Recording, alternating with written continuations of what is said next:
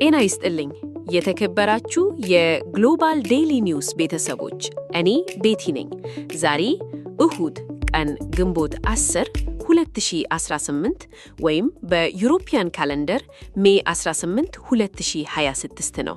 በዛሬው ዕለት ከዓለም ዙሪያ የተሰበሰቡ አዳዲስ እና አበይት መረጃዎችን ይዤላችሁ ቀርቤያለሁ።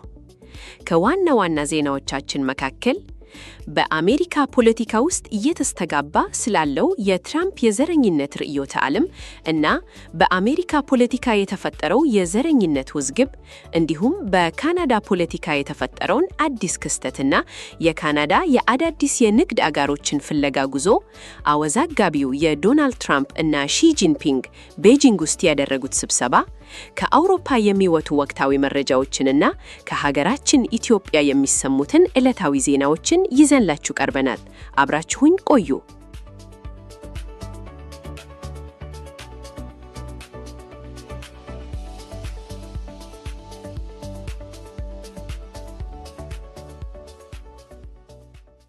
በመጀመሪያም ዋና ዋና ዜናዎቻችንን እንመልከት። የአሜሪካው ፕሬዝዳንት ዶናልድ ትራምፕ እና የቻይናዋቸው ሺ ጂንፒንግ በቤጂንግ ያደረጉት የሁለት ቀናት ስብሰባ በከፍተኛ ድምቀት ተጠናቋል። ትራምፕ በሁለተኛው የስልጣን ዘመናቸው ቻይናን ሲጎበኙ ይህ መጀመሪያቸው ሲሆን አቀባበሉ በታላቅ የቤተ መንግሥት ድግስና የክብር ዘብ ትርኢት የታጀበ ነበር። ሆኖም የፖለቲካና የዲፕሎማሲ ተንታኞች እንደሚሉት ስብሰባው ከተጨባጭ ውጤት ይልቅ ለእይታ ሲምቦሊዝም ያደላ ነበር። ምንም እንኳን ትራምፕ ድንቅ የንግድ ስምምነቶችን አድርገናል ቢሉም በታይዋን ጉዳይና በኢራን ጦርነት ዙሪያ ጠንካራ ስምምነት ላይ አልተደረሰም። የቻይና መንግስትም ትራምፕን በጥንቃቄ የማስተናገድና የዓለምን የኢኮኖሚ በላይነትን የመቆጣጠር ስትራቴጂን የተከተለ ይመስላል።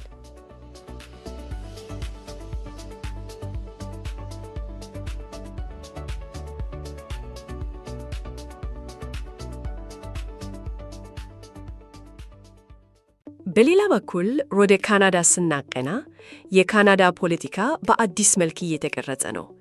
ጠቅላይ ሚኒስትር ማርክ ካርኒ በ2050 የካናዳን የኤሌክትሪክ አቅም በእጥፍ ለማሳደግ የተፈጥሮ ጋዝን የሚጠቀም አዲስ ስትራቴጂ ይፋ አድርገዋል። ነገር ግን የካናዳ ኢኮኖሚ ከደቡብ ጎረቤቷ አሜሪካ ጋር ውጥረት ውስጥ ገብቷል። አሜሪካ በካናዳ የእርሻ ምርቶች በተለይም በእንጉዳይ ምርቶች ላይ አዲስ የንግድ ታሪፍ መጣላን ተከትሎ በሁለቱ ሀገራት መካከል ያለው የንግድ ጦርነት አድገዋል። በተጨማሪም ከትራምፕ አስተዳደር ጋር ያለው አለመግባባት ካናዳውያን ወደ አሜሪካ የሚያደርጉትን ጉዞ በከፍተኛ ሁኔታ እንዲቀንስ አድርጎታል።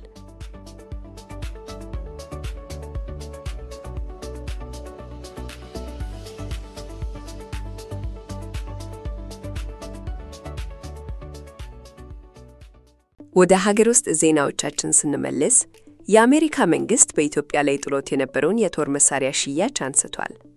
የአሜሪካ የውጭ ጉዳይ ሚኒስቴር ኢትዮጵያን ከእገዳ ዝርዝር አይታር ፖሊሲ ኦፍ ዲናያል ውስጥ የሰረዛት ሲሆን ይህ ውሳኔ ቀይ ባህርን የጂኦፖለቲካዊ ውጥረት ተከትሎ የሁለቱን ሀገራት የደህንነት ትብብር ወደ አዲስ ምዕራፍ ሊያሸግረው እንደሚችል ተገምቷል።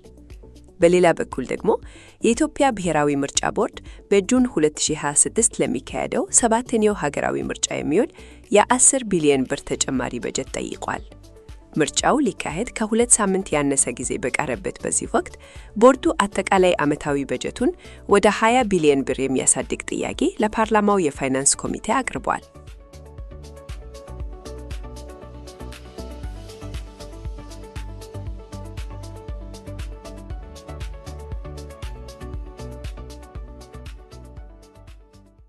በመጨረሻም ወደ ሀገራችን ኢትዮጵያ ዜናዎች ስንመታ በሰሜን ኢትዮጵያ በተለይም በትግራይ ክልል ዳግም የተኩስ ልውውጦች መሰማታቸው አሳሳቢ ሆኗል።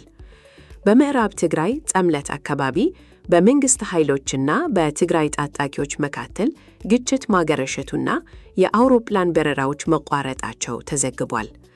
ይህ የጸጥታ መደፍረስ የተከሰተው የትራምፕ አስተዳደር ለአሜሪካ ዓለም አቀፍ ልማት ኤጀንሲ USAID የሚሰጠውን በጀት በከፍተኛ ሁኔታ በመቀነሱ ምክንያት በክልሉ ያለው የሰብአዊ እርዳታ እጥረት በተባባሰበት ወቅት ነው።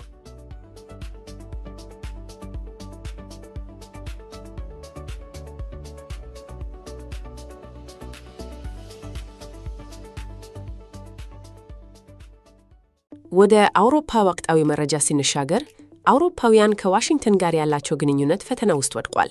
የትራምፕ አስተዳደር ከኢራን ጋር በገባው ጦርነት ምክንያት አውሮፓውያን ባሰሙት ትችት ትራምፕ በጀርመን፣ ጣሊያንና ስፔን የሚገኙ የአሜሪካ ወታደሮችን ቁጥር ለመቀነስ እያሰቡ መሆኑን አስጠንቅቋል። በተጨማሪም ምክትል ፕሬዝዳንት ጄዲ ቫንስ አውሮፓ የዩክሬንን የድህረ ጦርነት ደህንነት የማስጠበቅ ትልቁን ድርሻ መውሰድ አለባት ማለታቸው አውሮፓውያን የራሳቸውን የጋራ መከላከያ ስምምነት ለማጠናከር እንዲገደዱ አድርጓል።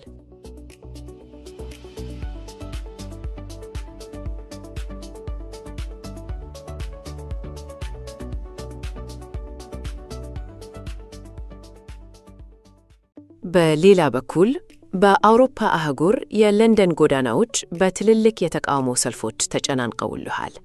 ትላንት ቅዳሜ በቶሚ ሮቢንሰን የተመራው የቀኝ አክራሪዎች ዩናይትድ ኪንግደም ስብስብ የፍልስጤም ደጋፊዎች ባዘጋጁት የናክባ ዴይ ሰልፍና ስታንድ አፕ ቱ ሬሲዝም ከተሰኙ የጸረ ዘረኝነት ተቃውሞች ጋር በትይዩ ሰልፍ ወጥተዋል። የለንደን ፖሊስ ግጭትን ለማስወገድ ከ4000 በላይ ፖሊሶችን፣ ድሮኖችንና ሄሊኮፕተሮችን ያሰማራ ሲሆን በተፈጠሩ የተለያዩ የሕግ ጥሰቶች ምክንያት ከ40 በላይ ሰዎችን በቁጥጥር ስር አውለዋል። ይህ ክስተት በብሪታንያ ውስጥ እየሰፋ የመጣውን የፖለቲካዊና የማህበራዊ ጽንፍ መራራቅ በግልጽ የሚያሳይ ሆኗል።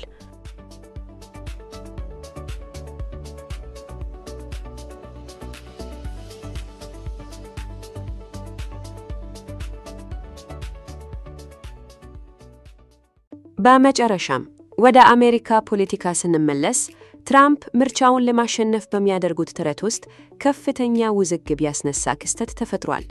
ሪፐብሊካኖች የፖለቲካ ትርፍ ለማግኘት ሲሉ ያካሄዱት በተለይም ጥቁር አሜሪካውያን አብላጫ ድምጽ ያላቸውን ወረዳዎች ለማጥፋት ያለመው የክልሎች የምርጫ ድንበር ማካለል ሪዲስትሪክቲንግ በጠቅላይ ፍርድ ቤት መጽደቁ ከፍተኛ ቁጣን ቀስቅሷል።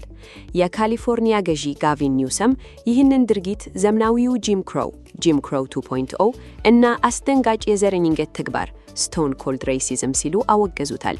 ይህም በአሜሪካ ፖለቲካ ውስጥ ስልጣንን ለማቆየት የዘረኝነት ካርድንና አድሏዊ የድንበር ማካለልን መጠቀም ምን ያህል አሳሳቢ ደረጃ ላይ እንደደረሰ ያሳያል ተብሏል።